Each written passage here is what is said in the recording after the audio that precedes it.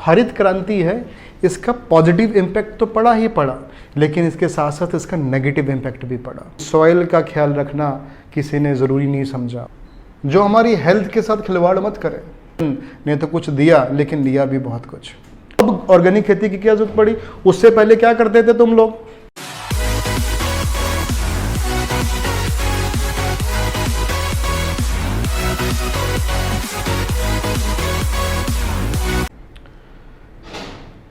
Green revolution means हरित क्रांति 1960s के दौर पे ये हमारे भारत में इंट्रोड्यूस हुई थी।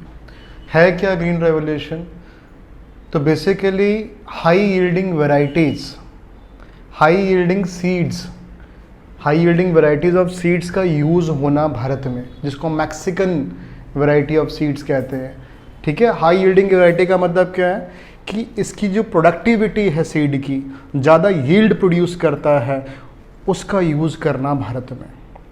और इसी के साथ साथ हाई यील्डिंग वैरायटी जो सीड्स की थी, वो केमिकल जो फर्टिलाइजर्स हैं उनका यूज़ भी नेसेसरी हो गया। मतलब they need the fertilisers for the productivity, for the production of crops. ठीक है, ये जो सीड्स थी, ये हाई यील्डिंग वैरायटी जो सीड्स था, ये केमिकल फर्टिलाइजर्स का भी यूज़ करना कंट्रोल्ड वे से शुरू हुआ, और साथ साथ इरिगेशन का भी, कंट्रोल्ड इरिगेशन का यूज़ होना शुरू हुआ भारत में। मतलब जो हमारे इंडिजीनियस सीड्स था, उसे ना तो इतना ज़्यादा फर्टिलाइजर्स की ज़रूरत थी, उसे ना तो इतनी ज़्यादा इरिगेशन की ज़रूरत थी, तो वो चल पड़ता था। लेकिन उसकी प्रोडक्टिविटी क्या थी? कम थी, झाड़ कम लगता था। लेकिन अब इस कंट्री में जहाँ पे इतनी ज़्यादा पॉपुलेशन है, हमें जगह कम है, पॉपुलेशन लगातार बढ़ रही है, उनकी फूड नीड्स बढ़ रही हैं, तो अल्टीमेटली हमें क्या चाहिए?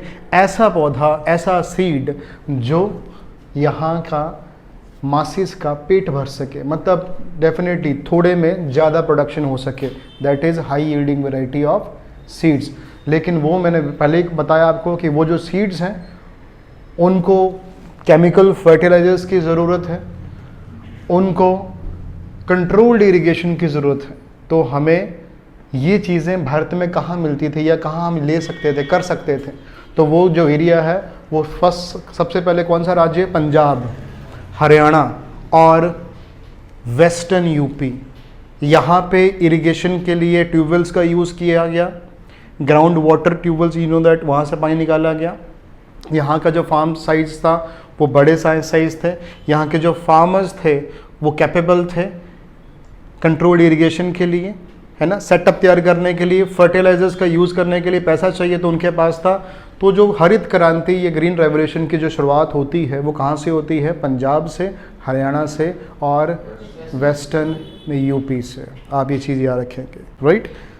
तो ये जो हरित क्रांति है, इसका पॉजिटिव इम्पैक्ट तो पड़ा ही पड़ा, लेकिन इसके साथ साथ इसका नेगेटिव इम्पैक्ट भी पड़ा। नेगेटिव इम्पैक्ट कैसे? पॉजिटिव इम्पैक्ट कैसे? प्रोडक्टिविटी बढ़ गई, हमारा जो फूड नीड्स थी दुनिया की, हमारी जो भारत की नीड्स थी, वो पूरी होगी, फुलफिल होगी। लेकिन इसके साथ साथ क्या और इंक्रीज हुआ? नेगेटिव बर्डन्स भी आए। कैसे? High use of chemical fertilisers, high use of irrigation, controlled irrigation, पानी ज़्यादा निकलना शुरू हो गया, अंडरग्राउंड वाटर टेबल्स को हमने एग्जॉस्ट करना शुरू कर दिया, हमने केमिकल्स डालना शुरू कर दिए। उससे क्या हुआ? सॉइल डिग्रेड होना शुरू होगी, और अल्टीमेटली जो प्रोडक्टिविटी का कारण बना, या जो कारण था, जो रीज़न था, वही रीज़न बन गया अब उसकी लो प्रोडक्टिविटी का, क्योंकि हेल्थ ख़राब हो रही है लोगों की भी। आपको पता है पंजाब में Bathinda as a cancer belt, और इवन पंजाब में बहुत अमाउंट में फर्टिलाइजर्स यूज़ होता है पर हेक्टर के हिसाब से। इंडिया का अगर एवरेज मैं यूसेज देखूँ तो उससे कहीं ज़्यादा पंजाब में यूज़ होता है। तो वो क्यों? वो हरित क्रांति करके हुआ। हमने समझ लिया कि बस ऐसे ही यूज़ करना है, प्रोडक्टिविटी वही मेंटेन करने की कोशिश की हमने, लेकिन सॉइल का ख्याल रखना किसी ने ज़रूरी नहीं समझा। और लगातार पंजाब की सॉइल या हरियाणा या जो वेस्टर्न यूपी है उसकी सॉइल लगातार डिग्रेड होती गई, और आज भी हो रही है। वाटर टेबल ऑल्सो एग्जॉस्ट हो रहे हैं, आपको पता है कहाँ से कहाँ पहुँच गए हम। तो अल्टीमेटली ये किसकी देन है? ये नेगेटिव इम्पैक्ट है ग्रीन रेवोल्यूशन के। ठीक है, पॉजिटिविटी तो है, हमने नेगेटिविटी भी देखनी है। ग्रीन रेवोल्यूशन हमारा उस टाइम की नीड थी। इतनी बड़ी पॉपुलेशन को फीड करना बहुत ज़रूरी था, और आज भी है, आज भी है। लेकिन शॉर्ट टर्म इम्पैक्ट बड़े अच्छे लगे हमें वहाँ के, लेकिन अभी लॉन्ग टर्म जो इम्पैक्ट है वो काफ़ी नेगेटिव आ रहे हैं, मैंने जब आपको बताया पहले, राइट। तो हमें अब एक ऐसी ग्रीन रेवोल्यूशन की ज़रूरत है जो सॉइल को डिग्रेड मत करे, जो हमारी हेल्थ के साथ खिलवाड़ मत करे, और साथ साथ हमें प्रोडक्टिविटी भी चाहिए। तो दोनों ही चीज़ें जब मिलेंगी हम उसको एक हेल्दी ग्रीन रेवोल्यूशन मानेंगे। अदरवाइज ये ग्रीन रेवोल्यूशन ने तो कुछ दिया लेकिन लिया भी बहुत कुछ, तो वो गलत हो गया यहाँ पे, राइट। और बेसिकली जब हम फर्टिलाइजर्स का यूज़ जब हमने ग्रीन रेवोल्यूशन में बढ़ाया तो कौन कौन से फर्टिलाइजर्स, बेसिकली जो मैक्रो फर्टिलाइजर्स होते हैं वो 3 तरह के होते हैं। NPK, कौन से?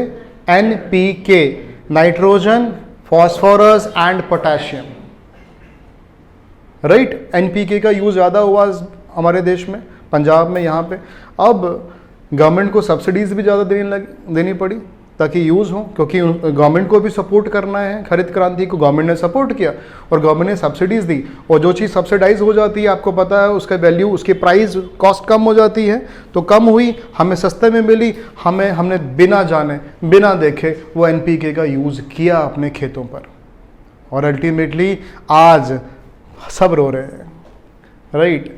ग्रीन रेवोल्यूशन गलत नहीं थी, ग्रीन रेवोल्यूशन को यूज़ करने का वे गलत था। प्रोडक्टिविटी सबको चाहिए, प्रोडक्टिविटी मुझे भी चाहिए, प्रोडक्टिविटी देश को चाहिए, पंजाब को चाहिए, सबको चाहिए, लेकिन क्या प्रोडक्टिविटी बढ़ाते बढ़ाते क्या हमारी जानें भी जा रही हैं?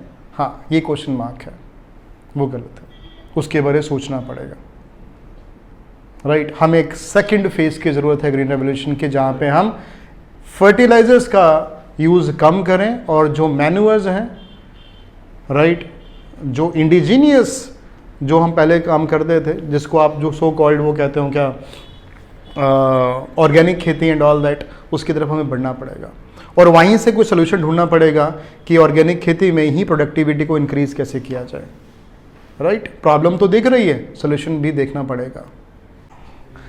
देखो बच्चे, बात सिंपल सी है, मुझे भूख लगी थी, मैं बहुत भूखा था, बहुत ज़्यादा मुझे भूख लगी थी, मेरे को खाना मिल रहा था, मैंने ये देखा ही नहीं कि खाने की क्वालिटी क्या होगी, मैंने वो खाना खा लिया क्योंकि मेरा उस टाइम ज़िंदा रहना ज़रूरी था। ज़िंदा रहूँगा तो आगे कुछ सोचूंगा ना, वो थे शॉर्ट टर्म के लिए मुझे रिलीफ मिला ग्रीन रेवोल्यूशन से। इस इंडिया को जहाँ पे स्कार्सिटी थी फूड ग्रेन से, उसको फूड मिला, है ना। और इंडिविजुअल लेवल पे अगर मैंने भी खाया बाहर से लेकर फटाफट, जब भूखा था तो मुझे भी खाना मिला, मैं रिलीफ हो गया, बात की बात देखेंगे। लेकिन कुछ सालों बाद क्या हुआ कि मेरी बॉडी में कुछ प्रॉब्लम आने लग गई, है ना। उसका इम्पेक्ट तो आएगा ना, क्योंकि quality is more important than quantity. लेकिन क्या करें, हालात ही ऐसी है देश की, या थी, हमें क्वांटिटी पे ज़्यादा फोकस करना पड़ा, क्वालिटी पे नहीं, और हमने एक्सेसिव यूज़ किया फर्टिलाइजर्स का, तो फिर क्वालिटी ख़त्म होगी।